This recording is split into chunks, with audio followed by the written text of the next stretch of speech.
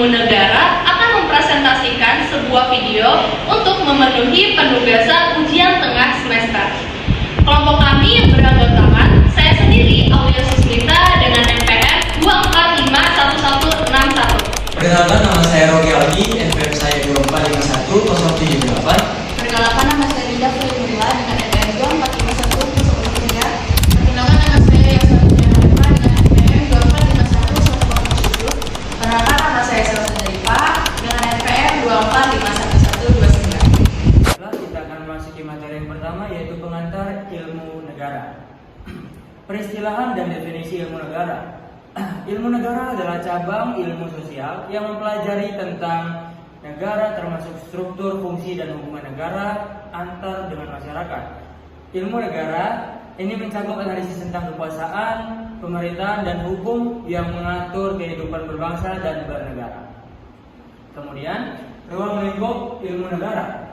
Yang pertama ada 5. Yang pertama, definisi dan karakteristik negara, sistem pemerintahan, kemudian teori-teori, dan juga hubungan antar negara dan masyarakat, dan juga kebijakan publik dan administrasi negara.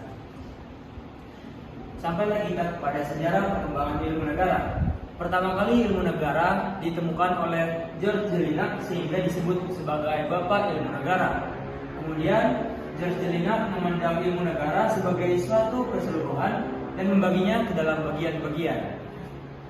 Ilmu negara sebagai disiplin studi telah dikembangkan oleh beberapa pemikir dan juga beberapa filsuf sepanjang zaman, dari zaman Yunani kuno sampai saat ini, melibatkan pemikiran tentang kekuasaan, pemerintahan, dan hubungan antar negara. Kemudian hubungan ilmu negara dengan ilmu lainnya. Ada 5 hubungannya. Yang pertama, ilmu politik, ilmu hukum, ilmu sosiologi, sejarah, dan juga ekonomi. Teori hakikat negara. Yang pertama, Yunani kuno. Pada zaman Yunani kuno kita mengambil 2 filsuf. Yang pertama yaitu Plato dan juga Aristoteles, di mana dikatakan bahwa negara yang ideal itu merupakan yang dipimpin oleh para filsuf. Namun sebaliknya dengan Aristoteles, dia memandang negara sebagai hasil dari kebutuhan manusia untuk hidup dalam komunitas dan mencapai kebahagiaan bersama. Yang kedua yaitu zaman Romawi. Pada zaman Romawi ini lebih fokus pada hukum dan juga organisasi pemerintahan. Filsuf yang kami ambil yaitu Cicero. Dia menekankan pentingnya hukum sebagai dasar untuk mengatur masyarakat dan negara. Dan ini diperkuat juga pada masa ini, di mana hak dan kewajiban warga negara menjadi pusat perhatian. Baiklah, selanjutnya akan dijelaskan oleh Yasa. Selanjutnya ada abad pertengahan. Zaman abad pertengahan dimulai dari sekitar abad 5 hingga abad ke-15, di mana abad ini mencakup berbagai aspek yang menjelaskan struktur sosial, politik, budaya, dan agama. Louis Blanchot, seorang sejarawan yang mendefinisikan teori feodalisme. Teori feodalisme merupakan hubungan antara raja, bangsawan, dan rakyat. Teori ini juga membantu menjelaskan struktur dan kekuasaan serta hubungan sosial selama abad pertengahan berlangsung, serta dampaknya terhadap perkembangan masyarakat dan politik masa itu. Berikutnya ada zaman modern yang mencerminkan transformasi mendalam yang terjadi dalam masyarakat dengan fokus pada rasionalisme, perubahan sosial, ekonomi, dan budaya. Charles Darwin memperkenalkan konsep seleksi alam yang menunjukkan bahwa spesies berkembang melalui proses alamiah, bukan karena supranatural. Berikutnya ada teori asal mula negara. Yang pertama ada teori teokrasi yang dikemukakan oleh Augustinus. Teori Augustinus ini terkenal dengan teori matahari dan rembulan. Kedudukan gereja yang dipimpin oleh paus lebih tinggi daripada kedudukan negara yang dipimpin oleh raja. Sebab yang penting adalah terciptanya suatu negara seperti yang dicita-citakan oleh agama, yaitu kerajaan Tuhan. Selanjutnya ada teori perjanjian yang dikemukakan oleh John Locke.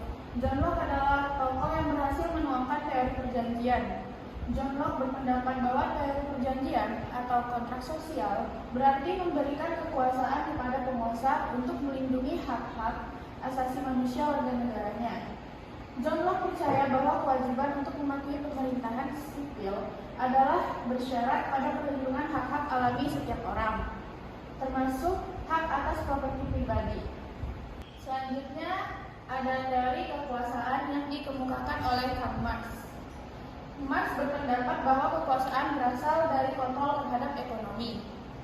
Dalam sistem kapitalisme, kelas kapitalis menguasai alat produksi, sementara kelas pekerja hanya memiliki tenaga kerja yang dapat mereka jual.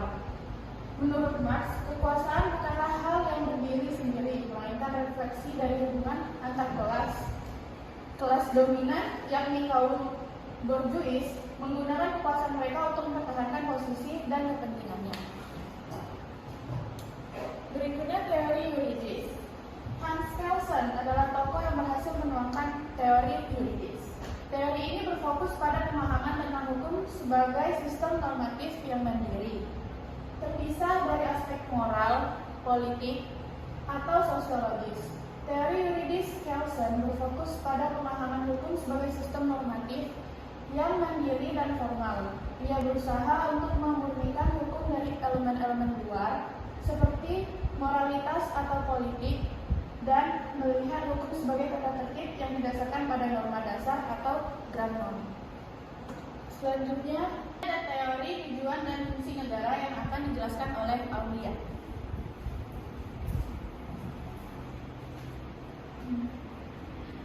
Teori tujuan dan fungsi negara, di mana teori ini itu dibagi menjadi beberapa bagian. Yang pertama itu ada teori kekuasaan. Teori kekuasaan ini dibagi lagi menjadi 3. Yang pertama itu ada teori legislatif, di mana teori legislatif ini itu membentuk sebuah undang-undang.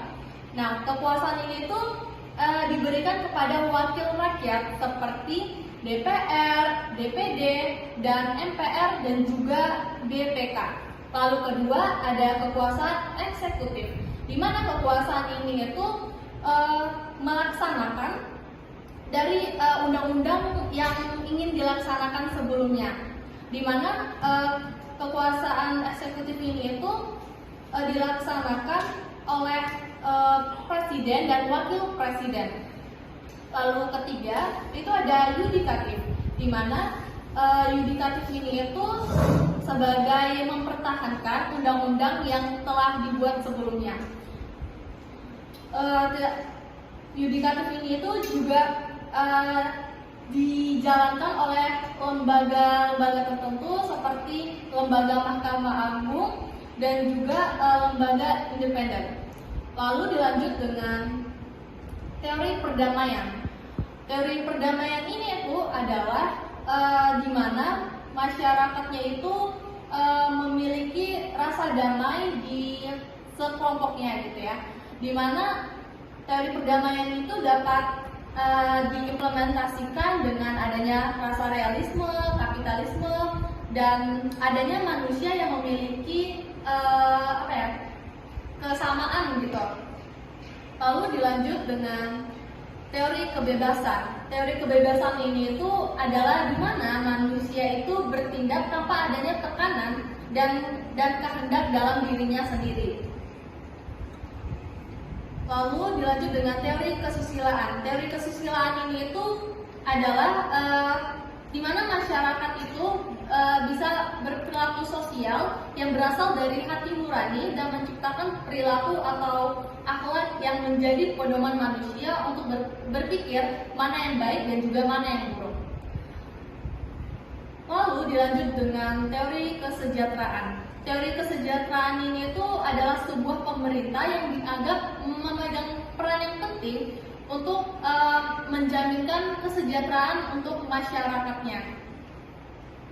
Lalu dilanjut dengan teori kebahagiaan. Teori kebahagiaan ini itu adalah pilihan individu itu sendiri sebenarnya untuk mencapai tujuan yang ingin mereka capai. Materi selanjutnya akan dipaparkan oleh Nida.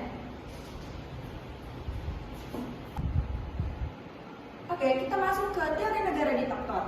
Teori negara diktator adalah sebuah paham yang artinya diambil dari kata diktator, yaitu pemerintahan suatu negara dengan hak dan kekuasaan absolut, dan yang berarti sebuah pemahaman Maka bisa disimpulkan kalau diktatorisme adalah sebuah paham yang dianut oleh suatu negara untuk dipimpin oleh seseorang pemimpin diktator yang mempunyai hak dan kewajiban tersendiri. Selanjutnya ada teori negara keadilan. Teori negara keadilan itu adalah negara yang menjamin kebaikan hidup warga negaranya yang bisa tercapai dengan keadilan. Maka perwujudan keadilan adalah undang-undang yang didasarkan kemauan dan kehendak warganya. Lanjut, kita masuk ke teori negara integralistik, di mana teori ini tuh berasal dari Spinoza, yang artinya adalah tidak untuk menjamin kepentingan seseorang atau golongan, segala anggotanya yang berhubungan erat satu sama lain dan merupakan persatuan.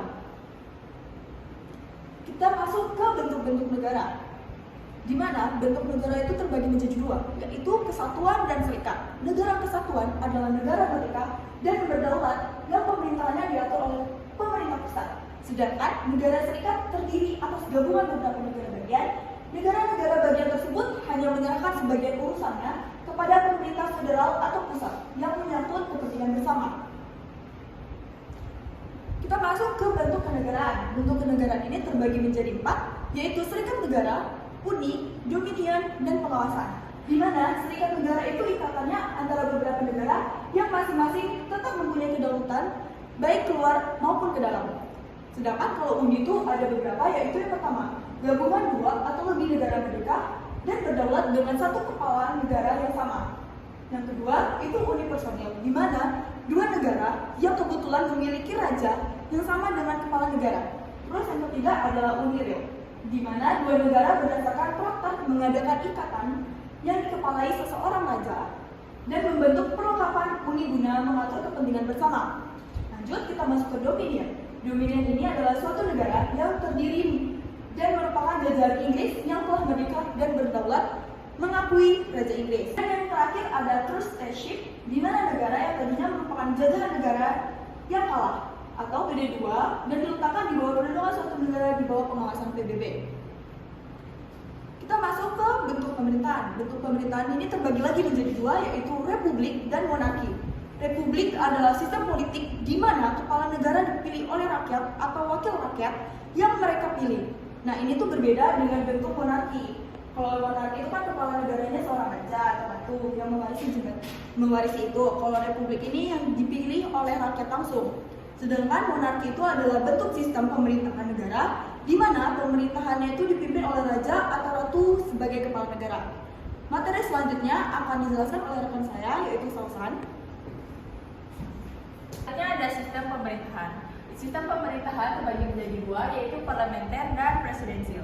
Sistem parlementer adalah salah satu bentuk sistem pemerintahan di mana eksekutif mendapatkan tanggung jawab dari badan legislasi. Contoh negaranya adalah Inggris, Kanada, dan Australia. Yang kedua ada presidensial, yaitu sistem pemerintahan di mana presiden berfungsi sebagai kepala negara dan kepala pemerintahan sekaligus. Dalam sistem ini, presiden dipilih langsung oleh rakyat. Negara-negara yang menerapkan sistem ini adalah Amerika Serikat, Brazil, dan Indonesia. Ya, selanjutnya ada teori unsur-unsur negara. Yang pertama ada unsur wilayah. Wilayah adalah batasan di mana kekuasaan negara itu berlaku. Tempat di mana rakyat menetap dan pemerintahan melaksanakan kegiatannya. Batas udara mengikuti udara atau lautan yang diakui sebagai batas negara. Dan batas daerah ekstrateritorial mengikuti hubungan internasional di mana hukum internasional dianggap berlaku. Contohnya adalah tempat perwakilan diplomatik, kapal laut atau pesawat dengan bendera negara tertentu. Selanjutnya ada unsur penduduk. Rakyat adalah sekumpulan manusia dari kedua jenis kelamin yang hidup bersama sehingga merupakan masyarakat. Meskipun mereka ini mungkin berasal dari keturunan, kepercayaan atau ras yang berbeda, yang penting mereka terorganisir sebagai masyarakat. Yang ketiga adalah pemerintahan. Pemerintahan yang sah dan berdaulat. Yang dimaksud yaitu sebuah pemerintahan yang mempunyai kekuasaan tertinggi untuk mengamankan, mempertahankan, mengatur dan melancarkan tata cara penyelenggaraan pemerintah negara secara penuh. Masalahnya adalah pengakuan. Sebuah negara harus mempunyai pengakuan dari negara lain. Yang pengakuan itu terbagi jadi 2 lagi, yaitu de facto. De facto adalah bentuk pengakuan suatu negara terhadap negara lain yang sudah memenuhi syarat-syarat sebagai suatu negara. seperti adanya wilayah, rakyat, dan pemerintahan. Yang kedua ada de jure. De jure adalah pengakuan yang dinyatakan secara resmi oleh negara lain berdasarkan hukum internasional. Yang terakhir kita akan membahas tentang teori lenyapnya negara. Selanjutnya kita akan membahas tentang teori lenyapnya negara. Yang pertama ada teori organis. Sebagai suatu organisme, negara tidak akan lepas dari kenyataan dan perkembangannya. Dari mulai berdiri, berkembang, besar dan kokoh dan kuat, kemudian melemah, sampai akhirnya tidak mampu lagi untuk mempertahankan eksistensinya sebagai negara. Setelah itu, lenyap dari percaturan dunia. Dengan demikian, teori organis berpandang bahwa suatu negara pada saat tertentu akan lenyap seperti suatu organisme hidup. Yang terakhir ada teori historis. Teori historis ini terbagi menjadi dua. Yang pertama ada faktor alam. Yang faktor alam adalah hilangnya negara karena faktor alam misalkan dapat disebabkan oleh gunung meletus, pulau yang terendam air laut, atau bencana alam yang lainnya. Yang kedua adalah faktor sosial. Yang pertama karena revolusi, karena adanya penaklukan, dan karena adanya persetujuan dan adanya penggabungan. Contoh penggabungan itu kayak Jerman Barat dan Jerman Timur. Sekian video pembelajaran kelompok 4. Terima kasih.